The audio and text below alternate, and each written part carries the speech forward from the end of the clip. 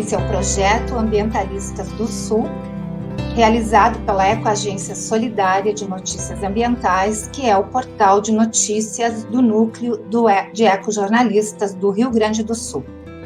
Através desse projeto, estamos registrando a trajetória de militância de ambientalistas nos 3 estados do Sul, Rio Grande do Sul, Santa Catarina e Paraná. Quanto mais a gente ouve as histórias desses ambientalistas da raiz, mais fica clara a importância do trabalho dessas pessoas na defesa ambiental e na ampliação da consciência para toda uma geração. E até hoje, eles são referências muito importantes na luta ambiental. Eu sou a jornalista e ambientalista Vera Mari Damian, e hoje tenho a honra de conversar com Luiz Jacques Saldanha, para quem a gente pede um breve currículo, e recebe a seguinte descrição: sou pai, filho e irmão, bacharel em Direito, engenheiro agrônomo, ambientalista e um ser no mundo. Mas a gente vai, então, ampliar um pouquinho essa biografia, contando que Jacques Saldanha nasceu em 25 de maio de 1945 em Porto Alegre e passou a infância em contato com ambientes naturais em Cachoeira do Sul, onde a família tinha propriedade, e no litoral gaúcho. Ainda estudante de Direito, trabalhava num banco na capital e lhe chamava a atenção um cliente diferente, magro, alto, despojado, com chapéu de feltro. Dias depois, Jacques Saldanha viu essa mesma pessoa dando uma entrevista na televisão. Era o próprio José Lutzenberger, a pessoa que, segundo Jacques Saldanha, iria mudar o curso da sua vida. Jacques Saldanha entrou para a Faculdade de Agronomia e, no seu primeiro emprego como agrônomo, foi trabalhar na prefeitura da capital justamente com José Lutzenberger, que, na época, prestava uma assessoria para a implantação de um camping no Guarujá. Mas para ouvir, então, o resto dessa história, né, este momento, nós estamos aqui na linha de tempo da década de 70, e para ouvir o resto dessa história, a gente convida, então, Jacques Saldanha. Bem-vindo, Jacques. Muito bem-vindo. Obrigado. Queremos muito, então, ouvir as tuas histórias aqui, né? Contando, então, a partir deste momento que você trabalhou ali na Prefeitura de Porto Alegre com José Lutzenberger, e depois como foi, assim, a sua picada ambientalista, né? Foi, assim, um privilégio na minha vida, e para mim isso virou, assim, uma leitura, que eu sinto que a gente, muitas vezes, no adulto, nós vamos em busca, até tem aquele filme do Dr. Kane, que mostra a conexão que a gente tem com aquilo que a nossa criança tinha sensibilidade e se conectava. Só que depois, por alguns aspectos da nossa vida, nós nos afastamos desses aspectos. E eu digo isso porque o Lutzenberger, justamente ao ouvi-lo, de repente eu vi nas palavras dele, e ele falava coisas da cidade, inclusive. Ele falava muito assim, ele era muito entrevistado até na Zero Hora, mostrava a questão das podas e falava de uma maneira que era justamente uma maneira que era assim que eu me sensibilizava como criança, quando estava em contato com o que nós chamamos ambiente natural, né? Ou pelo menos um ambiente não urbanizado. Então, nessa década de 70, foi a década que eu fiz a transposição do direito, que eu me formei, para a agronomia. Na época, inclusive, eu tinha feito, para quem é mais antigo, deve se lembrar, que a gente fazia ou o clássico ou o científico. E eu fiz o clássico, já que eu ia para direito. Ou seja, eu nunca tinha visto física, química, biologia, todas as matérias chamadas, na época, científicas. Eu tinha visto só as que nós chamamos de humanas. E o que aconteceu quando eu fiz vestibular? Eu não podia ter passado. Eu não tinha, assim, bagagem informativa para poder entrar numa faculdade de agronomia. Mas eu entrei. E eu, depois do decorrer da minha vida, eu percebi que, na verdade, não fui eu que entrei na faculdade. Foi a vida que, entre aspas, me colocou dentro da agronomia, porque ela sentiu que ali talvez eu pudesse ser mais eficaz numa conexão com a vida do que se eu tivesse ido para continuado como bacharel em Direito. Isso não quer dizer que eu tenha perdido esses anos, bem pelo contrário, eu acho que até a minha conexão com a ecologia tem muito a ver com o humanismo das chamadas matérias do clássico na época. Então, quando eu fui trabalhar com Lutz, ali eu fiquei assim impressionado. Na época eu não conhecia a sincronicidade que o Jung depois nos trouxe, o psicólogo suíço, mesmo contemporâneo, e foi durante um tempo discípulo de Freud, quando ele traz a questão da sincronicidade, ou seja, que existem coisas que não são por acaso. Tanto não foi por acaso que o Lutzenberger, na época, me falou que tinha uma propriedade, isso era em 1977, que em São Paulo, na cidade chamada Botucatu, onde começava ali, de uns jovens, em 1974, 75, a fazer agricultura orgânica, de uma forma, assim, vamos supor, mais ideológica, mais numa visão definitiva, e não simplesmente porque não teria acesso à tecnologia chamada moderna na época. E, realmente, eu, então, ao terminar esse momento trabalhando com ele, eu até tentei numa cooperativa no Rio Grande do Sul, mas não deu certo, realmente não era assim, aquilo não me tocava o meu coração, e eu fui fazer esse estágio na Demétria, acabei depois, inclusive, voltando para lá, fazendo um estágio durante 3 anos, já trabalhando na prefeitura, para a qual eu entrei em 1979, de uma forma definitiva, trabalhando, inclusive, com o lixo, com reciclagem de lixo. E nesse tempo, 79, foi um marco no Brasil com relação aos agrotóxicos. Para quem não tem assim, o tempo que eu tenho de vida, eu estou com 76 anos, mas que talvez naquela época mesmo que fosse jovem, deve se lembrar do grande escândalo que foi com a questão da contaminação dos tomates na Ceasa, em Porto Alegre, com o uso do fungicida mercurial.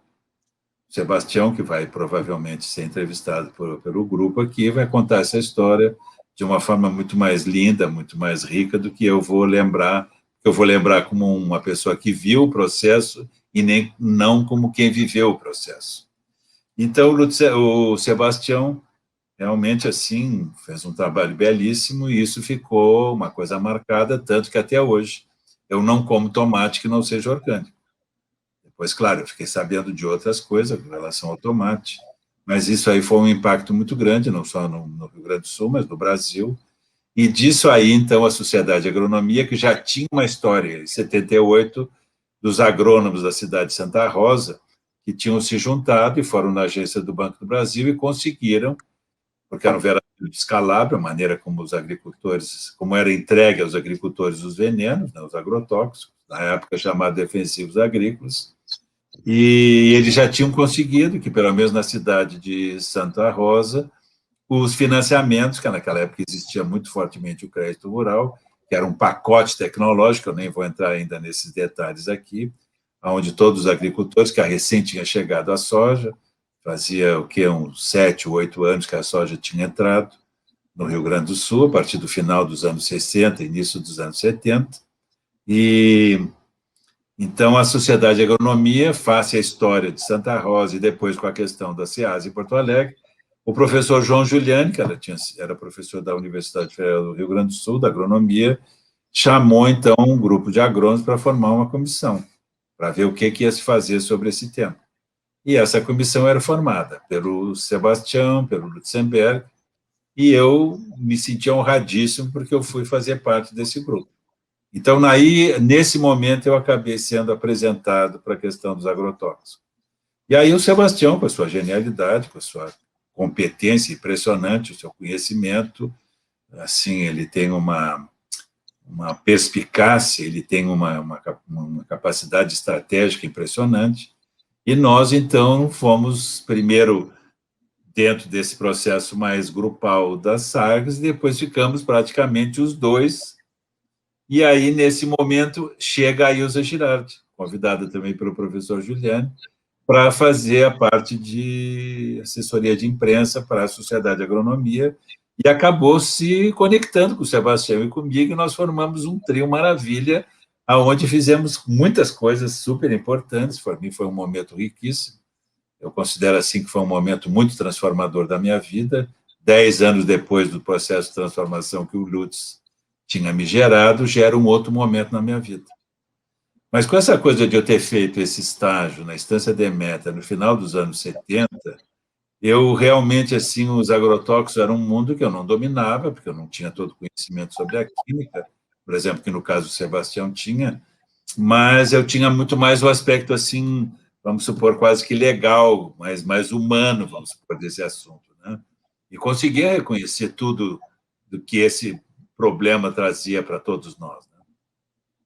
Então, eu disse na época que eu não queria ficar lutando contra a morte, eu queria lutar a favor da vida. E eu achava, então, que ir para a Estância Deméter, que é esse lugar em Botucatu, lá eu poderia não estar lutando contra os agrotóxicos, mas fazendo um processo para gerar uma alimentação que não precisasse disso. Acabou que eu fiquei lá esses 3 anos e pouco, eu pedi licença sem remuneração na prefeitura, eu tentei até fazer um pós-graduação lá, mas o discurso era tão convencional que não acabei sentindo que não era interessante e acabei não terminando esse mestrado em oleicultura, que é a parte de hortas, né? E depois, então, acabei voltando para Porto Alegre, em 86, mas antes de ir para a Deméter, nós tivemos uma luta belíssima, sim, né? Sem dúvida, foi um momento riquíssimo. Sebastião teve uma ideia genial, que foi justamente fazer uma proposta de legislação em 3 níveis, por isso que é dramático, isso 40 anos depois, o Rio Grande do Sul está querendo voltar agora com esse governador, o Leite, aceitando a questão de uma mudança da lei dos agrotóxicos do Rio Grande do Sul, até para tirar a palavra agrotóxico, e voltar a tirar todos os aspectos que, na época, foi uma conquista. Porque o Sebastião nos fez perceber que, na verdade, a legislação que existia, olha, em 1980, era um decreto presidencial e ditatorial do Getúlio Vargas de 1934, onde, nessa época, nem existia o DDT. Então, só para tu ter uma ideia, que o que regia no Brasil em 1980, com toda a questão já de uma agricultura, claro, que não tinha invadido ainda o Cerrado e a Amazônia, nem o Centro-Oeste, mas era uma agricultura muito forte, tanto no Rio Grande do Sul como em São Paulo, de um decreto, assinado pelo Juarez Távora, inclusive, de 1934. Então, essa coisa, questão ambiental, questão de saúde, nada disso existia. E aí o Sebastião, então, também ficou sabendo que um grande toxicologista de São Paulo, o Dr. Valdemar Ferreira de Almeida, tinha desenvolvido uma proposta para colocar dentro do Ministério da Saúde uma outra visão sobre toxicologia. Foi muito bonito, muito interessante, porque ele faz parte. Nós juntamos um anexo da Lei Estadual dos Agrotóxicos, e aí muda, inclusive, o termo agrotóxico. Esse termo foi criado por um professor de Piracicaba, o professor Adilson Pascoal, num livro que até recebeu o prêmio IP da Fundação Getúlio Vargas, onde ele propunha que, em vez de defensivo, a gente usasse a palavra verdadeira, que era um tóxico usado na agricultura. Jacques, uma pergunta só para a gente pontuar aqui. Senão eu fico falando assim como... Você participou ativamente da elaboração dessa lei de 1982. Das 3 leis, né? Das 3. Os 3 níveis, municipal, estadual e federal. Muito bem.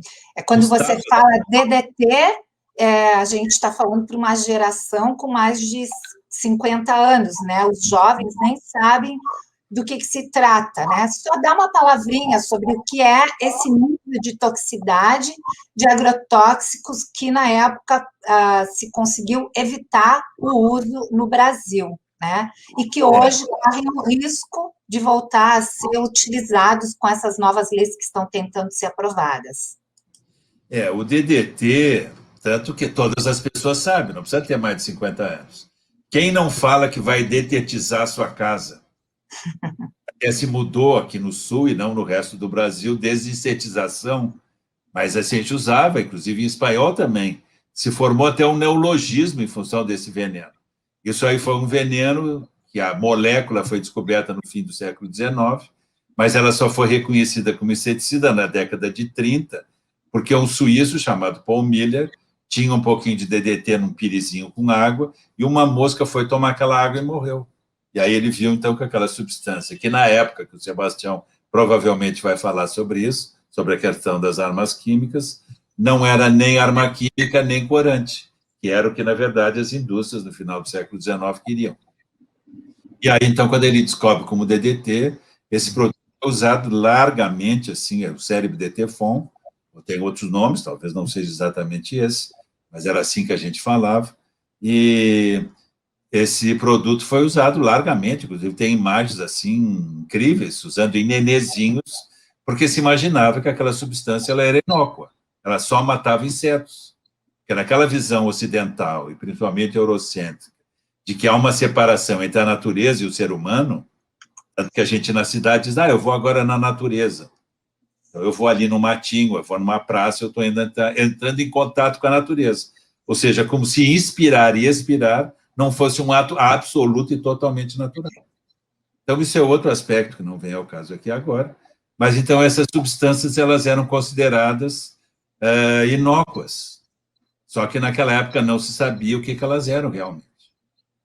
Isso, na verdade, foi trazido, sobre o aspecto do DDT especificamente, por um livro de uma bióloga americana, que é um ícone, inclusive, do movimento ambiental, que chama-se Silent Spring, Primavera Silenciosa, onde ela observou que, na verdade, o DDT estava causando um problema que deixava muito fina a casca do ovo, e quando, então, o pássaro ia sentar para chocar, quebrava o ovo. Isso era uma coisa incongruente, não era possível isso. Nos milhões de anos de desenvolvimento das aves, de repente a ave não consegue chocar o ovo que ela põe. E aí, então, ela percebeu que o DDT interferia na questão da calcificação da casca do ovo. Isso foi um verdadeiro escândalo em 1962, quando ela lançou o livro. Foi um verdadeiro horror, essa mulher foi profundamente perseguida. Ela já tinha, inclusive, câncer de mama, não sabia que o DDT era, como a gente sabe hoje, em 2021, que é um disruptor endócrino, que nós ainda vamos falar sobre isso. Ou seja, uma substância que interfere no sistema hormonal dos corpos dos seres vivos. Então, o DDT era essa substância e se usava largamente na agricultura, na nossa casa e tudo. E nessa época, em 1980, ele não era proibido no Brasil, apesar de já ser proibido nos Estados Unidos e nos chamados países do primeiro mundo. Elas já sabiam que era isso. Mas nós aqui não usávamos não só o DDT, mas toda a família dos clorados, que a gente chama organoclorado, que são os produtos que têm cloro na molécula. Né? E a gente usa também depois os organofosforados, né? Inclusive os organoclorofosforados, que tem cloro e fósforo. Então, isso tudo, como o Sebastião provavelmente vai contar para vocês, tudo isso tem origem nas armas de guerra, que foi uma coisa que ele me ensinou, que eu fiquei muito feliz quando eu aprendi isso com ele, porque isso deu um alinhamento na minha vida com relação a todos os venenos. Por isso que eu procuro até nem chamar de agrotóxico, ele é veneno mesmo. E hoje, quando a gente está vendo essas substâncias serem disruptores endócrinos, essas substâncias estão cumprindo a função delas, que é matar a vida, sim, seja a vida que for. Não é só o inseto que ela mata. Mas, então, isso aí acabou sendo uma coisa muito linda. Nós fizemos uma legislação municipal que 2 municípios, que eu saiba, no Brasil, pelo menos naquela época, tinham aderido. Um foi o município de Bagé, porque era prefeito o Maineri, que depois ficou uma pessoa conhecida, através do Partido dos Trabalhadores, e o outro, um agrônomo gaúcho, que morava numa cidade do Paraná, que da cidade chama-se Tibagi. Então, essas 2 cidades teriam essa legislação, que nem sei se ainda está vigindo ou não, primeira vez sobre a questão dos agrotóxicos. Mas nós conseguimos, no Rio Grande do Sul, foi uma luta muito linda, foi um momento, assim, impressionante. Eram mais de 50 e tantas entidades que estavam envolvidas na Assembleia Legislativa, porque nós fizemos uma lei estadual onde a gente incluiu aquela classificação toxicológica daquele toxicologista paulista. E aí, então, muda totalmente a concepção sobre a questão dos agrotóxicos, de 1934, quando nem existiu o DDT, para 1980, não sobre a toxicologia. Era, inclusive, até, vamos dizer, uma classificação toxicológica muito mais próxima de um país do primeiro mundo do que um país como o Brasil. Tanto que no Ministério da Agricultura não existia uma estrutura assim tão grande, eram meia dúzia de pessoas que é uma história muito incrível também, que o Rutzenberg chamou a célebre máfia dos pesticidas, e não se falava, não se passava nada pelo Ministério da Saúde, nem pelo aspecto do meio ambiente, nada. Ninguém falava que poderia ter alguma interferência ambiental sobre os outros seres vivos, que não fossem os insetos, os fungos pela aplicação dos fungicidas, ou, entre aspas, as ervas daninhas pelos herbicidas, parecia que não afetava nenhum outro organismo no planeta. Então, essa era a visão, e é triste, porque imagina 2021, eu não entendo aonde estão essas pessoas e aonde estão os gaúchos, que eu agora moro em Santa Catarina, que permitem que a gente vai retroceder não a 40 anos atrás, mas a 1934. Isso é uma verdadeira estupidez. Em pleno século XXI, essas pessoas que não têm a mínima noção de quem são e nem o que estão fazendo, fazer uma proposta dessas. Isso é um absurdo. Inclusive hoje, né, nesse dia que a gente está gravando aqui, o STF estará avaliando ali a constitucionalidade ou não, né, que esperemos que eles considerem que sim, essa lei segue constitucional, né. Nós, então, estamos... Tu sabe a história por que eles querem discutir a constitucionalidade disso, né?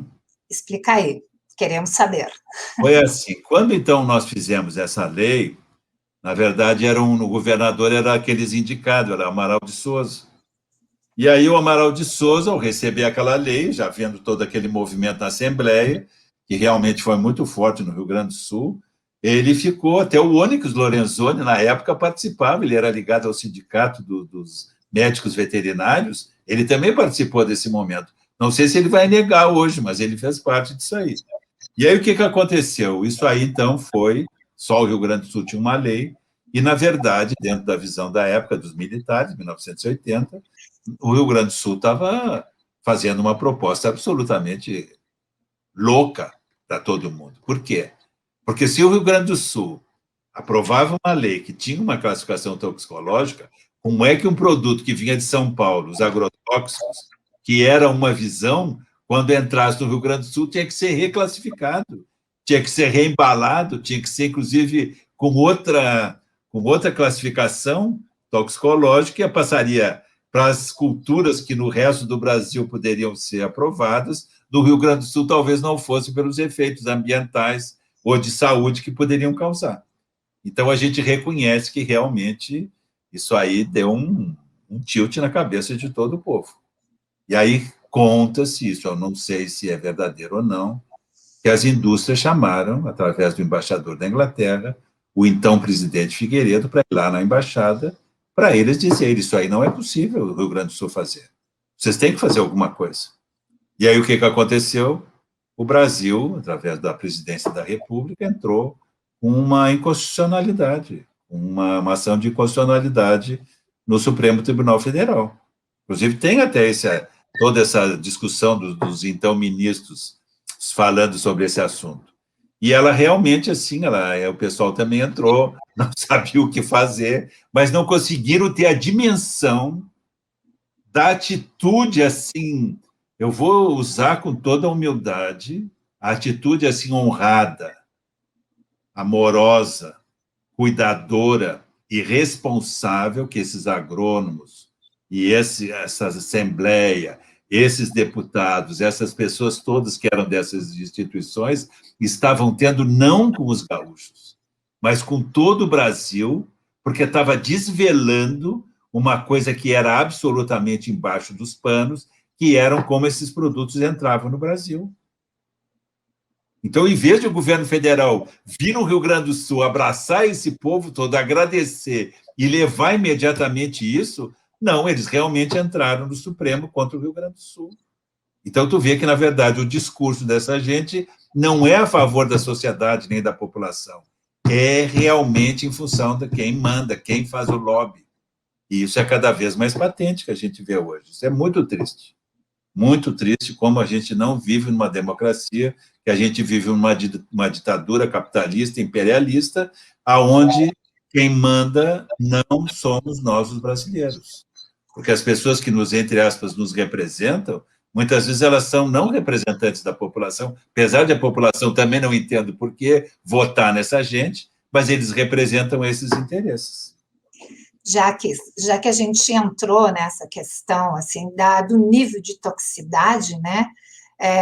Vamos ampliar um pouquinho mais e dar uma contextualizada nisso, assim, né? Tu é conhecidíssimo pela difusão de toda a questão dos disruptores endócrinos e dos malefícios do plástico, né? Tu tiveste experiência na Prefeitura de Porto Alegre, trabalhando na área de lixo e de reciclável.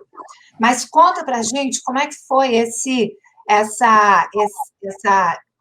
teu conhecimento em relação a toda essa problemática que envolve os plásticos e que ainda hoje vem sendo pouco divulgada.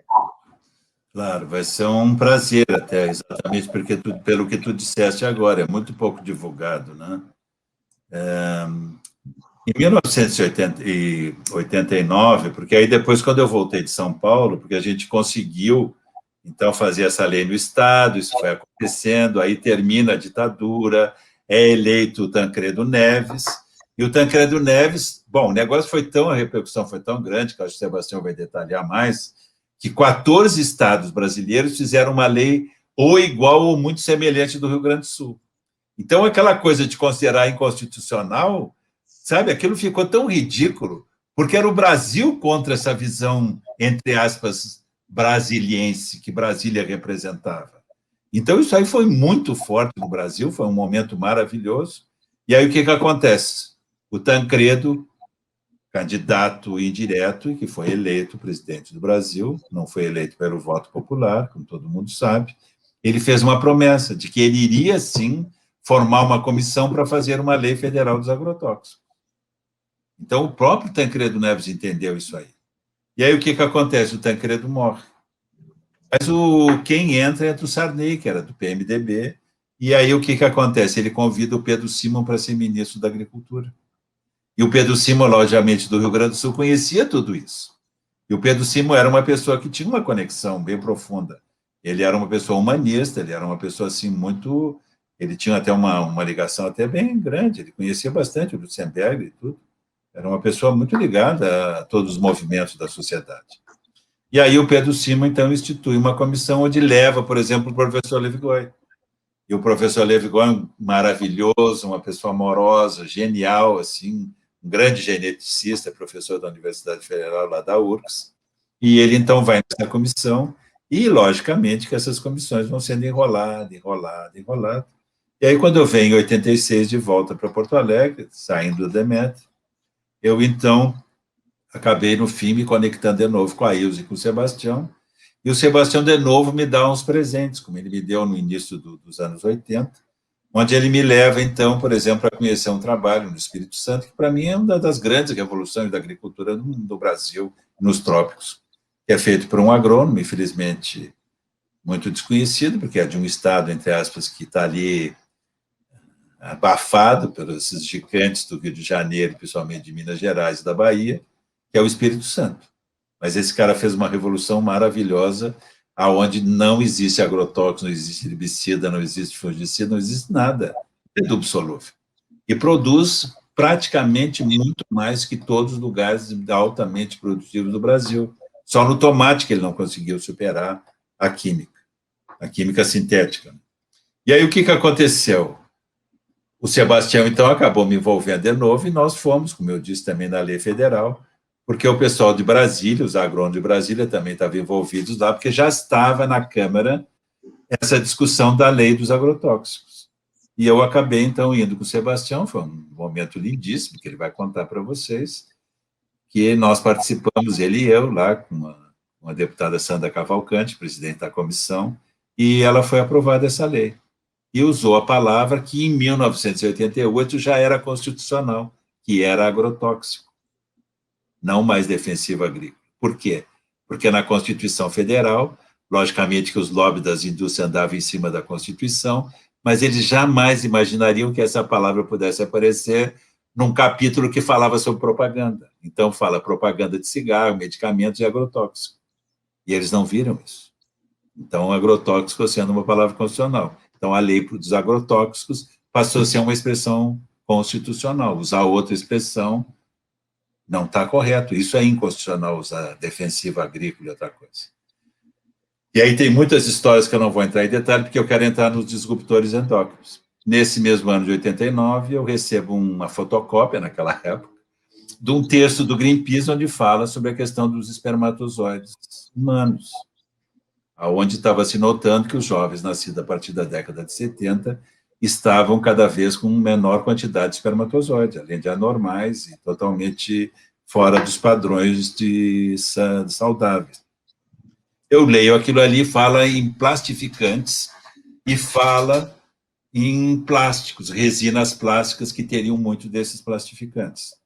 Em 89 também, foi outro ano maravilhoso, então teve a lei, teve esse texto, teve o Nasser. No final do ano, em outubro, eu acabei entrando para a cooperativa Comé, que eu era associado desde o final dos anos 70, e aí, então, nós fizemos a Feira dos Agricultores Ecologistas. Foi outro momento histórico, não só em Porto Alegre, mas no Rio Grande do Sul e no Brasil, talvez até nas Américas, porque a gente conseguiu fazer uma feira absoluta e totalmente só de agricultores. Só uma questão, Jaque, só dá o nome completo desse agrônomo que você citou como Nasser, mas para ficar Nasser Youssef Nars. Nasser Youssef Nars. Exatamente. É um agrônomo lá do Espírito Santo, fez um hortão, tem inclusive tem vídeos do Globo Rural muito lindos sobre o trabalho dele. Uma vez que eu fui à Alemanha, eu acabei apresentando para uma revista lá ligada à questão de floricultura, de agricultura, e eles fizeram uma reportagem, pelo que eu contei para ele e pelas fotos que eu cedi, sobre o trabalho do Nasser aqui no Brasil. Também teve um trabalho numa revista francesa. Então, ele foi uma pessoa, parece mentira, ele teve alguns conhecimentos externos, e no Brasil, não na região, mas no Brasil ele não teve a mesma repercussão que teve, e eu considero que ele fez uma revolução, porque ele fez, assim, numa visão de agricultor, uma mudança completa na maneira de produzir. Muito lindo isso aí. Uma maravilha. Eu adoro. Eu tive um privilégio na minha vida, né? Eu conheci pessoas muito importantes, pessoas fundamentais, que me deram o presente de eu poder conviver com elas. Uma delas também foi o Nasser, o Sebastião, o Lutzenberger, o professor Grigói, a Magda Renner, a Ilza Girardi, pelo amor de Deus, Nelson Dil, Glaci Alves, Maria José, Laércio Meireles e tantos outros, assim, que eu poderia ir citando, a Ana, a mulher dele. Então, assim, eu tive o privilégio de poder conviver com pessoas muito, muito fortes nessa questão, assim, de a gente olhar a ecologia não como simplesmente um processo intelectual ou um aspecto assim de conservacionista, mas um aspecto de visão de mundo visceral, né? Um aspecto assim profundo de visão de mundo e de conexão profunda com a nossa responsabilidade como cidadãos no mundo, com relação a tudo que recebemos de quem veio antes e tudo aquilo que legaremos para quem virá depois, né? Bom, então esse texto que eu li do Greenpeace falava nisso, e aí quando fizemos a feira, logicamente que os agricultores, que não tinham experiência de feirantes, eles foram no supermercado para ver como é que ofereciam, por exemplo, morango. E aí eles chegaram e trouxeram moranguinho em bandeja de isopor, envolvido em filme de PVC. Como eu já sabia que o estiropor, que o estireno, que é, na verdade, como a gente chama o poliestireno, que é porque isopor é um nome comercial que não existe mais, que era da BASF. Hoje a BASF vendeu isso aí para uma empresa alemã também, Knauf, e hoje eles falam em EPS, como se fosse outra coisa, mas é a mesma porcaria, e o PVC é o filme, né? E aí eu, então, naquela época, eu tive que dizer para eles que não ia usar, porque era um absurdo o cara produzir tudo orgânico, e depois embrulhar nessas porcarias e contaminar quando chegava na mão do consumidor. E o pior, o consumidor que queria produzir que queria consumir uma coisa limpa, ele era obrigado a gerar lixo perigoso. Como até hoje, eu fico horrorizado quando eu vou comprar uma coisa orgânica e está embrulhado em plástico. Mas o que a gente tem na cabeça? Onde é que estão essas certificadoras? Pelo amor de Deus. Será que elas não sabem isso, por exemplo, sobre os disruptores endócrinos? Isso é um absurdo. O agricultor fazendo aquele belíssimo trabalho e depois é obrigado a embrulhar nesses produtos, entre aspas, porque o mercado quer. Mas o supermercado não compra, então que não compre. Mas como é que eu agora vou ser conivente com esse desconhecimento e essa irresponsabilidade do supermercado? E o pior, ainda bota o selo, essas certificadoras, em cima da embalagem. Então, para o consumidor, parece que o que está sendo certificado não é só o produto que está embalado, mas também a embalagem que embala o produto. Olha a estupidez desses caras. Onde é que essa gente está com a cabeça? Bom, e aí o que aconteceu?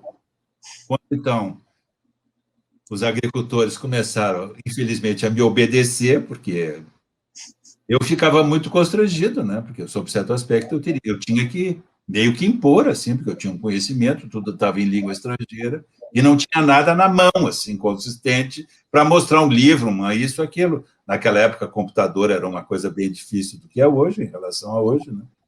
E aí, o que aconteceu? Em 1996, também eu não vou contar essa história, que é muito interessante, mas como é que chegaram as certificações? Isso é uma outra loucura também, que nós, do Rio Grande do Sul, fizemos uma outra revolução.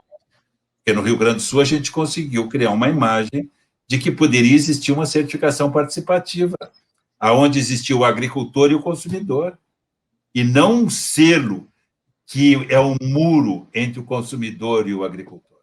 Bem pelo contrário. Agora, se o consumidor participa diretamente e individualmente, é uma coisa.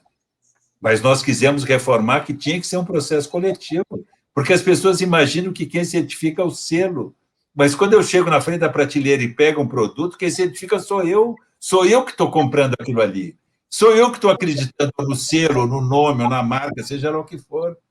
Não é o selo que tira a responsabilidade do consumidor que pega um produto. Sou eu que sou responsável. E eu tenho que ser ciente desse processo. Eu tenho que me apropriar para poder saber o que eu estou fazendo, para dizer sim ou não com conhecimento. Principalmente a gente que teve um curso universitário, que teve acesso a tanta coisa. Olha que responsabilidade dessa classe média, dessa classe, inclusive, universitária, que eles deveriam ser os primeiros a ser o exemplo.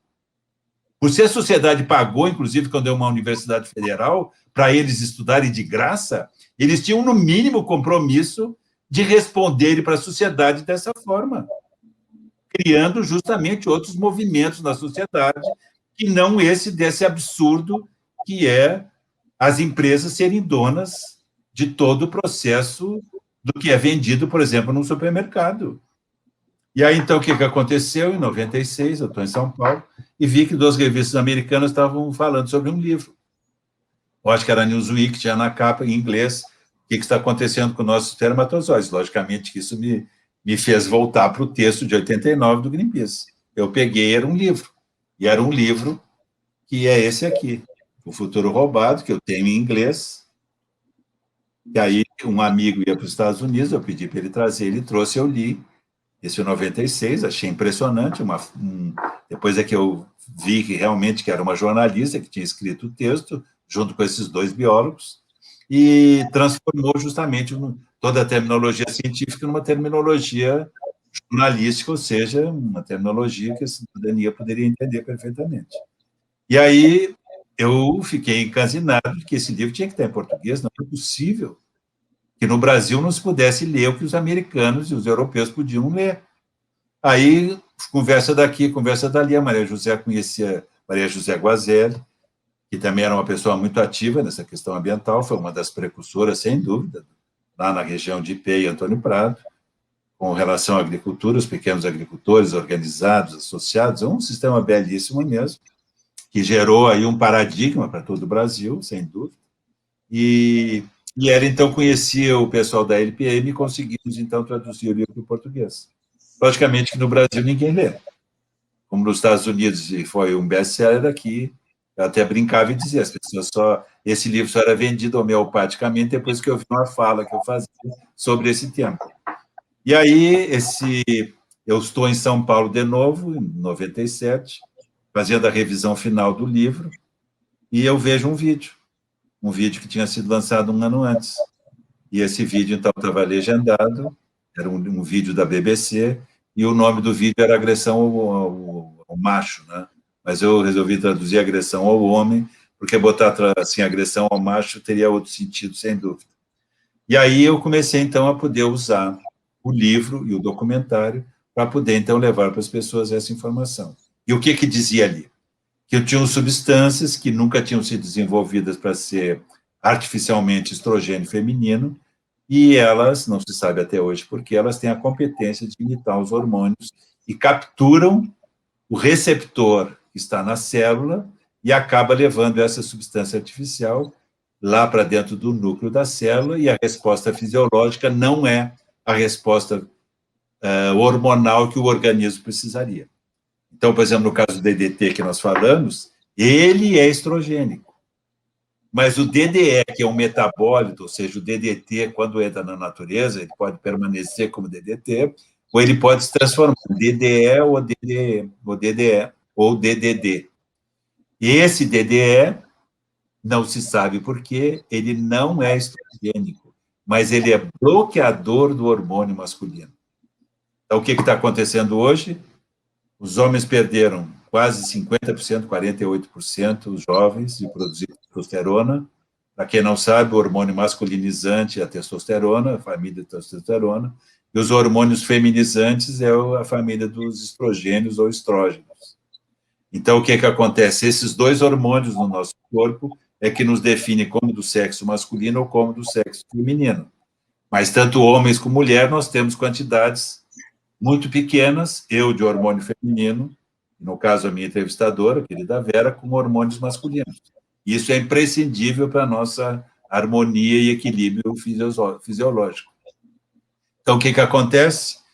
A maioria de nós não sabe de que todos os mamíferos, todos os seres, quando feto, quando embrião, vão ser fêmeas. E isto é o natural. Apesar de ter aquela história de que Deus criou Adão e da costela do Adão criou a Eva, não. Deus criou a Eva. E o Adão, para ser Adão, ele tem que construir o seu corpo. Então, o que acontece? O feto menino tendo Y, porque são os dois cromossomas, um do pai e outro da mãe, a mãe sempre é X, e sendo Y, que vem do pai no espermatozoide, vai ser um menino, vai ser do sexo masculino. Não um menino, um macho do sexo masculino, de qualquer mamífero. Ou, se vier um X, vai ser XX, e aí vai ser, então, do sexo feminino esse organismo. E o que acontece? Quando, então, chega em torno, no caso dos seres humanos, em torno lá de quinta, sexta, oitava semana, mais ou menos nesse período, esse Y na placenta emite um gene e um fator que começa, então, a transformar a parte embrionária masculina em madura suficiente para produzir testosterona. E é essa testosterona que vai ensinar esse feto para que ele possa transpor todo aquele aspecto fisiológico que naturalmente é feminino. Então, na verdade, é esse macho que vai construindo o corpo dele para que, quando ele nasça, seja um sexo masculino saudável, sem nenhuma memória daquele organismo que fisiológico, que naturalmente iria ser feminino. Então, tem momentos, inclusive, que a potência do hormônio masculino é imensa. Tem que ser extremamente potente. Só que o que acontece? Os hormônios operam no nosso corpo em níveis infinitesimais. O que quer dizer isso? Em micro quantidades. E toda a toxicologia, como eu chamo, clássica, desde Paracelso lá na Idade Média, aquele alquimista, a ideia é essa, é que a dose que diz se uma substância vai ser veneno ou medicamento. Só que, no caso dessas substâncias que imitam os hormônios, a dose não importa, porque a presença da molécula é que causa o efeito. Então, hoje, o que está acontecendo? Esse aspecto de os jovens estar com menos capacidade de produzir testosterona, que cada vez os homens estão cada vez mais inférteis, cada vez tem que fazer mais fertilização in vitro. As mulheres também estão apresentando muito câncer de mama, endometriose, uma policístico, escapou ovários policísticos. E etc. Todas essas doenças femininas de fundo hormonal, todas elas são por causa dessas substâncias, e que inclui agrotóxicos, produtos de limpeza doméstica, produtos que as pessoas usam no corpo, pastas de dentes, agora não tem, assim, pelo menos tão visível, mas muitas vezes tinham chamado parabeno, coisas assim que aparentemente não tem nada a ver com o hormônio feminino, e a gente não sabe por que isso. Então, hoje, os meninos estão nascendo. Os meninos, não. Os machos, em geral, estão nascendo com o que a gente diz tecnicamente, com vestígios do feminino. E esses vestígios do feminino são vestígios fisiológicos, ou seja, quando o menino nasce com criptorquidia, que é quando o menino nasce, por exemplo, e os testículos não baixam do abdômen para o saco escrotal, ficam lá, isso é criptorquidia. Se esse menino não é operado, o abdômen pode absorver de novo esse testículo. Então, o menino não vai nem sequer produzir espermatozoides. Ou pode nascer com hipospádia. Hipospádia é assim, chega num determinado momento do desenvolvimento do menino, vou falar no gênero humano, no ser humano, o que acontece? O corpo do pênis, a estrutura da uretra é separada do corpo do pênis, mas chega num momento, então, que os dois têm que se juntarem. A estrutura da uretra ao corpo do pênis. E aí, então, na ponta do pênis, a gente tem um meato, que é onde sai a urina e a ejaculação. O que acontece? Se tiver pouca testosterona, né, que esse feto não consegue produzir, essa estrutura pode ir se fixando, inclusive pode chegar até a se fixar no meio dos testículos. Então, esse menino nasce aleijado. Ele nasce com um meato. Ele muitas vezes é tão intenso, isso é tão profundo, que ele às vezes só pode urinar sentado. Ou pode ter depois incapacidade de produzir espermatozoide, ou mais adiante pode aparecer com câncer testicular. Isso tudo a gente sabe hoje que isso são vestígios do feminino. Ou seja, Jacques, o feminino não teve capacidade de produzir testosterona suficiente para fazer essa passagem.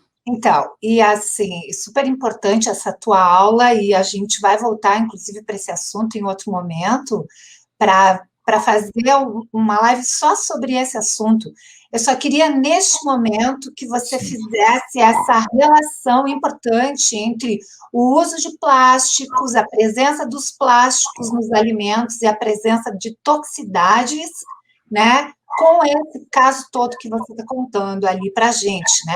Que, aliás, vamos fazer uma divulgação aqui, você mantém um site que se chama Nosso Futuro Roubado, onde todas essas informações estão lá elencadas e presentes, inclusive, com trabalhos científicos, né? Aí a gente também entende por que o Luiz Jacques, agrônomo, foi parar, né, nessa área, assim, né? Porque realmente existe uma ponte muito clara e o teu trabalho de difusão de conhecimento não parou na agronomia, né, Jacques?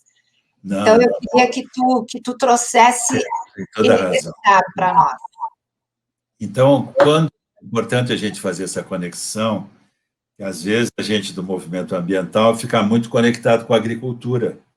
E se entende, é lógico, a gente está se alimentando, né? E é do alimento que vem a nossa saúde primordial, mas a gente muitas vezes não se dá conta. Claro que hoje a questão do plástico é uma hecatombe planetária, quer dizer, o mar está absolutamente tomado de plástico, né? E se imaginava, então, não, a gente vai lá e pega a garrafinha de plástico, pega o saquinho e tal, mas o problema é o seguinte, é que naturalmente ele vai se quebrando e ele vai se fragmentando. E hoje a grande tragédia é chamado microplástico. E esse microplástico hoje já aparece em placenta. O que quer dizer isso? Quer dizer, então, que o microplástico ou pode estar dentro do corpo da mãe, ou pode estar sendo levado pelo espermatozoide, porque são micropartículas, né? E aí o que acontece? Essas partículas de plástico, por ser plástico, ela tem a capacidade de catalisar, por exemplo, esses grandes poluentes, que estão chumbo, cádmio, etc., não só os metais pesados, mas também outras substâncias que a gente sabe, como um DDT, uma molécula de DDT, uma molécula de PCB, tudo isso. Então, eu quero que fique claro o seguinte, hoje, o importante é nós nos darmos conta que, como eu falei no início daquela classificação toxicológica, a gente falava na classificação toxicológica nessa visão de dose letal 50. O que quer dizer dose letal 50? Em laboratório, se colocando 10 animais, matando 50% da população, essa é a dose letal desse produto, dessa substância. E isso está em medicamentos, e está em agrotóxicos, está em tudo. Hoje, com essa visão sobre os disruptores endócrinos, a gente, então, está falando em dose fisiológica, que é muito antes da dose toxicológica, porque a dose fisiológica já alterou hormonalmente aquele corpo. Só que ainda não está na quantidade ou na dose suficiente para gerar um câncer de mama, para gerar uma endometriose, mas o efeito hormonal, por exemplo, no feto já aconteceu. Então, isso aí é muito dramático, porque a toxicidade hoje não é mais no nível de resposta relacionada à dose do produto. Hoje existe essa percepção que, se for um disruptor endócrino, ele vai atuar em doses infinitesimais. É praticamente a molécula, a presença da molécula já pode gerar um problema. Então, a gente está num nível hoje da humanidade que não só aquilo que aparentemente é visível para a gente, que é um cidadão comum, que é um consumidor, mas o que essa embalagem que eu vou lançar no ambiente, ela vai representar depois no futuro. Então, hoje, assim, a minha proposta é que a gente busque, em princípio, só o que é natural. Ah, mas eu não sei o que é natural. Ou vai te informar, ou então vai buscar as informações em algum lugar que tu possa minimamente... Infelizmente, a maioria das roupas hoje, por exemplo, principalmente as roupas femininas, todas são sintéticas, todas. E eu não vou nem falar no contato da roupa com o corpo da mulher. Quando essa roupa é lavada na máquina, sendo natural ou artificial, sempre saem fibras naturalmente. Só que as fibras naturais são absorvidas pela natureza, porque foi a natureza que criou essa fibra natural. A fibra sintética, seja poliéster, seja, sei lá, poliamida, o que tu quiser chamar aí que seja sintético, quando essa fibra entra na natureza, a vida não sabe o que é isso. Não foi ela que construiu. Como não foi ela que construiu, ela não sabe como desmanchar isso. Então, a nossa decisão hoje, como cidadãos, entre aspas, na nossa ecologia, ela deve começar primeiro por a gente olhar o que eu tenho em volta de mim e o que eu tenho junto de mim. O que eu estou fazendo aqui? Será que eu estou usando coisas que são artificiais? Eu não tenho ideia, mas não é que a pessoa vai enlouquecer por isso. A pessoa vai dando os passos que ela puder, só o importante é dar passos. Não é, é muito difícil, mudar é impossível, mas o que eu vou fazer? Tudo isso aí é o que o sistema quer. Isso é o diabólico.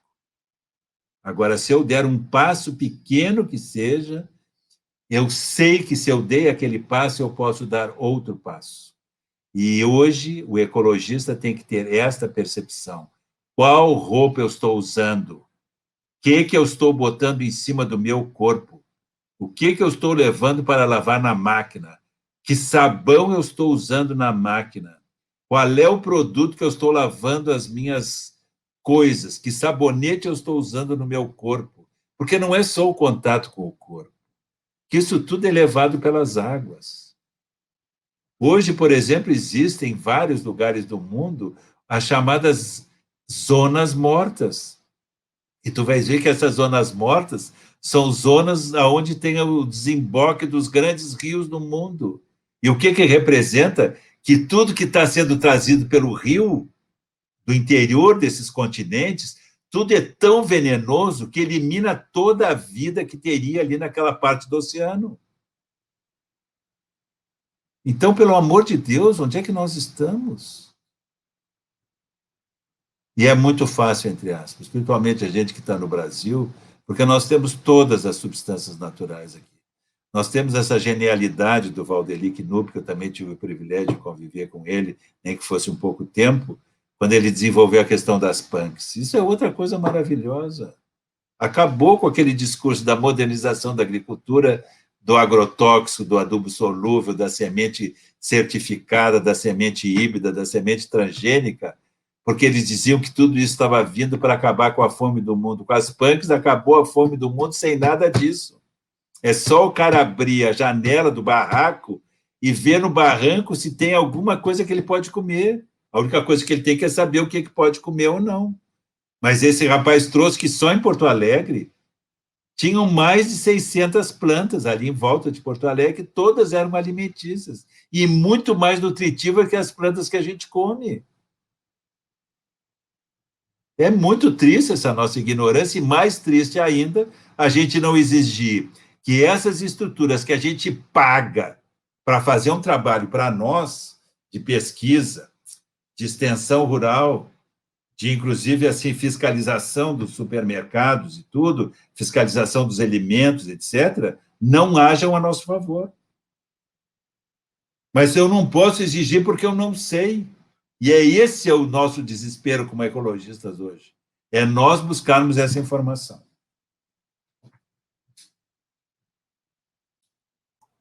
Super, super obrigada por essa verdadeira aula. A gente trouxe aqui temas mega importantes, como o tema dos agrotóxicos, o tema dos disruptores endócrinos. Você deixou uma mensagem bem pontual e bem importante aí sobre a importância de tomarmos um papel pessoal, assim, em todas as atitudes da vida, né?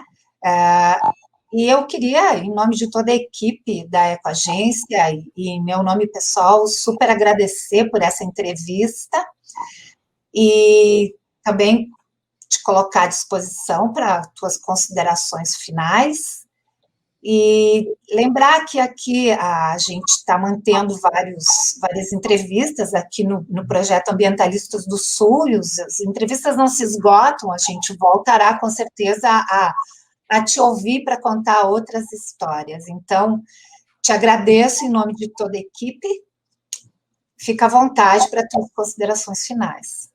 Eu é que agradeço a vocês, primeiro, assim, a confiança de terem me convidado, me sinto muito honrado por isso. Honro a liderança da Ilza nesse processo todo, que ela realmente foi uma das pioneiras no processo, inclusive, de existir a cadeira dentro do jornalismo que trata sobre esse aspecto da ecologia, questão ambiental.